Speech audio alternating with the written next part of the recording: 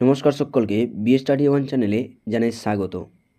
আজ আমরা ইউনিট 4 যেখানে ক্লাস 11-এর প্রথম সেমিস্টারের যে এমসিকিউ প্যাটার্ন, সেই এমসিকিউ প্যাটার্নের প্রশ্ন নিয়ে আমরা আলোচনা করব এবং তার আগে একটু তোমাদেরকে কিছু কথা বলে দিই এই ইউনিট থেকে এই বিষয় নিয়ে। তাহলে আমাদের প্রথম বিষয় আছে প্রথম এই ইউনিটে সংবিধানের ধারণা ও প্রকারভেদ নিয়ে আমাদেরকে জানতে হবে। সংবিধান হলো একটি রাষ্ট্র পরিচালনার মৌলিক আইন ও নিয়মের সমষ্টি। তাহলে যার উপর ভিত্তি করে সরকার চলে এবং নাগরিকদের অধিকার রক্ষিত হয় তাকে আমরা কি বলছি না মৌলিক অধিকার। এই সংবিধান প্রধানত দুই প্রকারের হয়, কি না লিখিত এবং অলিখিত। তাহলে একটা হলো লিখিত, একটা হলো অলিখিত। লিখিত সংবিধান একটি নির্দিষ্ট দলিলে লিপিবদ্ধ থাকে, যেমন ভারত ও আমেরিকা। আর অলিখিত সংবিধান মূলত দীর্ঘদিনের প্রথা, রীতিনীতি ও আদালতের রায়ের উপর ভিত্তি করে গড়ে ওঠে, যেমন ব্রিটেন। উদাহরণ দিলে একটু সুবিধা হয়, তাই উদাহরণ দিয়ে তোমাদেরকে বুঝিয়ে দিচ্ছি। আবার পরিবর্তনের কাঠিন্য অনুযায়ী সংবিধান দুই প্রকার। তাহলে পরিবর্তনের কাঠিন্য অনুযায়ী সংবিধান দুই প্রকার, কি কি? সুপরিবর্তনীয় আর একটি দুষ্পরিবর্তনীয়। তাহলে সুপরিবর্তনীয় যা সাধারণত আইনের মতো সহজেই বদলানো যায় তাকে সুপরিবর্তনীয় বলছি। আর দুষ্পরিবর্তনীয় যা পরিবর্তন করতে বিশেষ এবং জটিল পদ্ধতির প্রয়োজন হয় তাকে আমরা দুষ্পরিবর্তনীয় বলছি। প্রতিটি প্রকারভেদেই কিছু ভালো দিক যেমন সুবিধা এবং খারাপ দিক থাকে যা অসুবিধা। তাহলে কিছু সুবিধা থাকে, কিছু অসুবিধা থাকে। তাহলে এটা আমরা 4 ইউনিটে জানবো। এখান থেকে কিছু প্রশ্ন দেখে নিই যেগুলো পরীক্ষার জন্য গুরুত্বপূর্ণ। আগের ভিডিওতে আমরা 3rd ইউনিট কমপ্লিট করেছি, এই ভিডিওতে আমরা 4th ইউনিট কমপ্লিট করব। না 4th ইউনিটে সংবিধান বোঝা সংজ্ঞা এবং প্রকারভেদ আছে, সেখানে কিছু সাব টপিক আছে। সাব টপিকে আছে সংবিধানের সংজ্ঞা, আর দ্বিতীয় সাব টপিক সংবিধানের প্রকারভেদ লিখিত, অলিখিত, দুষ্পরিবর্তনীয়, সুপরিবর্তনীয়। তৃতীয় সাব টপিক লিখিত, অলিখিত, দুষ্পরিবর্তনীয় ও সুপরিবর্তনীয় সংবিধানের গুণ ও দোষ। তাহলে এই বিষয়গুলি আমরা জানব। তাহলে প্রথম টপিক না সংবিধানের সংজ্ঞা। তাহলে এখান থেকে 1 নম্বর প্রশ্ন, রাষ্ট্র পরিচালনার মৌলিক আইন ও নিয়মাবলীর সমষ্টিকে কি বলা হয়? না রাষ্ট্র পরিচালনার মৌলিক আইন বা নিয়মাবলীকে বলা হয় সংবিধান। তৃতীয় প্রশ্ন, সংবিধান হলো এমন এক জীবন পদ্ধতি যা রাষ্ট্র নিজের জন্য বেছে নিয়েছে। এই বিখ্যাত উক্তিটি কার? না এই বিখ্যাত উক্তিটি দিয়েছিল অ্যারিস্টটল। তৃতীয় প্রশ্ন, রাষ্ট্রের মৌলিক রাজনৈতিক অনুশাসনগুলির সমষ্টি হলো সংবিধান। কার উক্তি? না এই উক্তিটি হলো গিলক্রিস্ট। চতুর্থ নম্বর প্রশ্ন, সংবিধান হলো সেই সব লিখিত বা অলিখিত বিধিসমূহ যা সরকারের ক্ষমতা এবং নাগরিকদের অধিকারের সম্পর্কে নির্ধারণ করে। এটি কার উক্তি? এই উক্তিটি হলো লর্ড ব্রাইসের। 5 নম্বর প্রশ্ন, রাষ্ট্রবিজ্ঞানের আলোচনায় কনস্টিটিউশনালিজম বা সংবিধানবদ্ধ শব্দটির মূল অর্থ কী? না এই শব্দটির মূল অর্থ হলো সীমিত বা আইনসঙ্গত শাসন ব্যবস্থা। তাহলে সঠিক উত্তর সীমিত বা আইনসঙ্গত শাসন ব্যবস্থা। দ্বিতীয় টপিক, লিখিত ও অলিখিত সংবিধান। 6 নম্বর প্রশ্ন, বিশ্বের প্রথম সফল লিখিত সংবিধান কোন দেশ থেকে গৃহীত বা বলবৎ হয়েছিল? সঠিক উত্তর মার্কিন যুক্তরাষ্ট্র 1787 সালে ফিলাডেলফিয়া সম্মেলনে এটি তৈরি হয়, যেটি লিখিত সংবিধান। বিশ্বের বৃহত্তম বা সবচেয়ে দীর্ঘতম লিখিত সংবিধান কোন দেশের আছে? না, এই সবচেয়ে বৃহত্তম বা সবচেয়ে বৃহত্তম ও লিখিত সংবিধান আছে ভারতের। 8 নম্বর প্রশ্ন, নিচের কোন দেশের সংবিধান সম্পূর্ণ অলিখিত সংবিধান? এর একটি ন্যূনতম সেরা উদাহরণ হলো কি না গ্রেট ব্রিটেনের বা যুক্তরাষ্ট্র সংবিধান। 9 নম্বর, অলিখিত সংবিধানের মূল উৎস বা ভিত্তি কি? না, আমরা জানি অলিখিত সংবিধানের মূল উৎস বা ভিত্তি হলো দীর্ঘদিনের প্রথা, আচার আচরণ, ঐতিহ্য ও আদালতের রায়। 10 নম্বর, সৌদি আরব বা নিউজিল্যান্ডের সংবিধান মূলত কেমন প্রকৃতির? না, সৌদি আরব বা নিউজিল্যান্ডের যে সংবিধান আছে সেটি মূলত আমরা দেখতে পাই অলিখিত প্রকৃতির।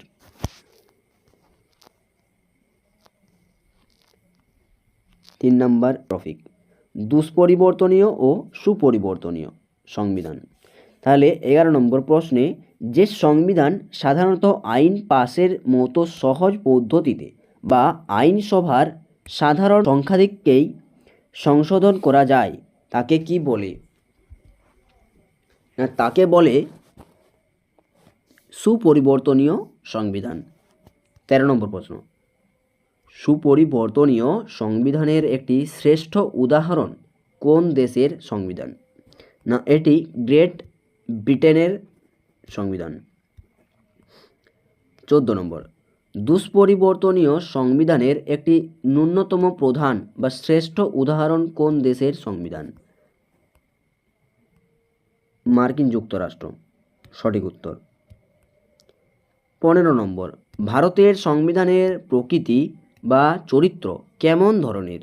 না, ভারতের যে ধরনের সংবিধানের প্রকৃতি বা চরিত্র আছে সেটি আংশিক সুপরিবর্তনীয় এবং আংশিক দুষ্পরিবর্তনীয়।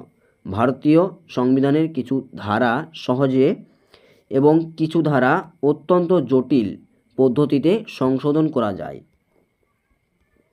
16 নম্বর প্রশ্ন, কোন ধরনের শাসন ব্যবস্থায় যেমন যুক্তরাষ্ট্রীয় ব্যবস্থা দুষ্পরিবর্তনীয় সংবিধান থাকা অত্যন্ত বাধ্যতামূলক বা আবশ্যিক? আমরা যুক্তরাষ্ট্রীয় শাসন ব্যবস্থায় এই সিস্টেম দেখতে পাই। যেমন আমেরিকা বা ভারতে কেন্দ্র ও রাজ্যের ক্ষমতা ভাগ নিশ্চিত করতে এটি লাগে। পরের টপিক, গুণ ও দোষ। তাহলে 17 নম্বর প্রশ্ন, লিখিত সংবিধানের একটি প্রধান গুণ বা সুবিধা নিচের কোনটি? না, আমরা এখানে দেখতে পাব যে লিখিত সংবিধানের একটি প্রধান গুণ বা সুবিধা হলো এটি স্পষ্ট, সুনির্দিষ্ট ও জনগণের কাছে সহজে বোধগম্য হয়।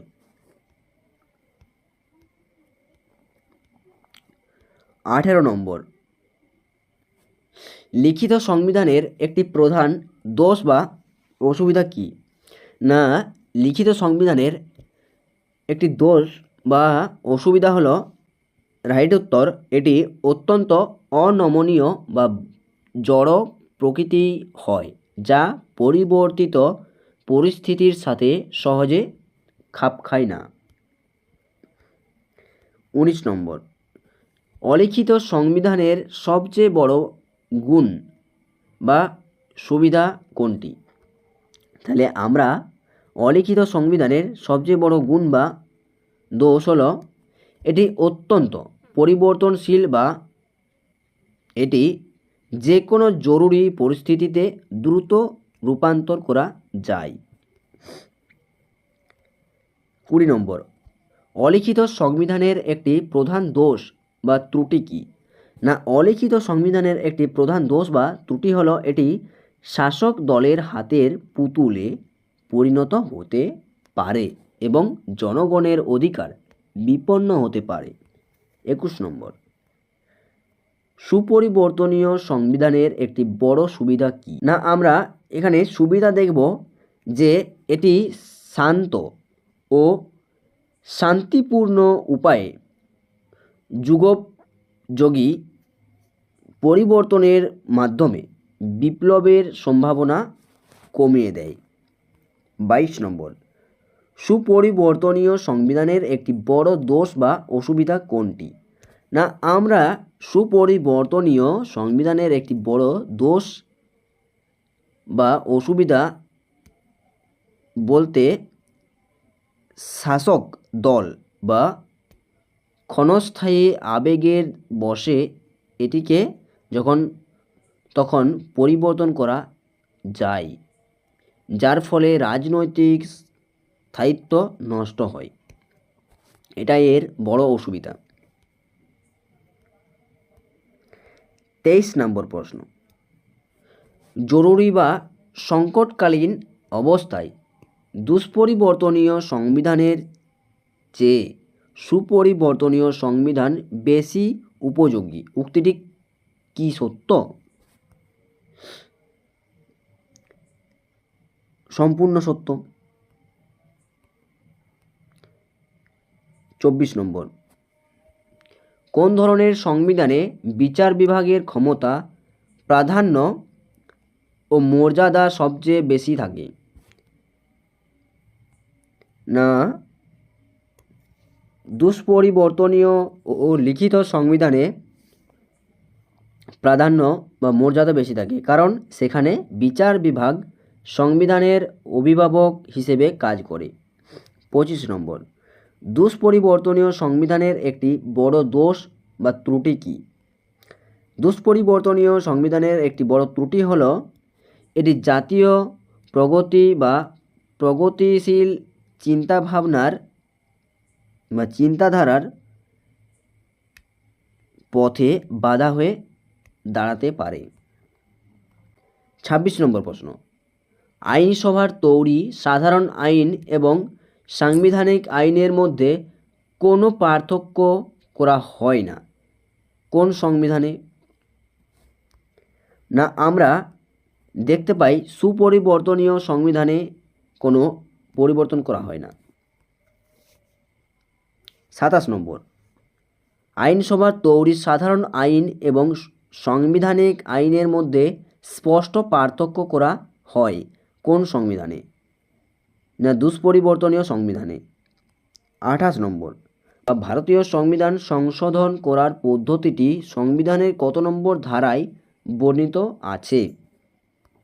না আমরা 368 নম্বর ধারায় এই গুরুত্বপূর্ণ একটি ধারা, যেটিতে আমরা ভারতের সংবিধানের সংশোধনের পদ্ধতিটি পেয়ে থাকি বা বর্ণিত আছে। 29 নম্বর প্রশ্ন, ভারতীয় সংবিধান সংশোধনের মোট কয়টি পদ্ধতি বা উপায়ের কথা বলা হয়েছে? 3টি উপায়ের কথা বলা হয়েছে। কিছু অংশ সাধারণ সংখ্যাগরিষ্ঠতায়, কিছু অংশ বিশেষ সংখ্যাগরিষ্ঠতায় এবং কিছু অংশ রাজ্যগুলির অনুমোদন সাপেক্ষে। 30 নম্বর, ব্রিটিশ সংবিধানের অনুশাসন বা মৌলিক নীতি হিসেবে আইনের শাসন এর কথা কে বলেছেন? রুল অফ ল এ কথা বলেছে এবি ডাইসি। আমরা এর পরের ভিডিওতে পঞ্চম ইউনিট নিয়ে বা ইউনিট 5 নিয়ে আলোচনা করব। আজকে এই অবধি। সকলে চ্যানেলটিকে সাবস্ক্রাইব, লাইক এবং কমেন্ট করে জানাও।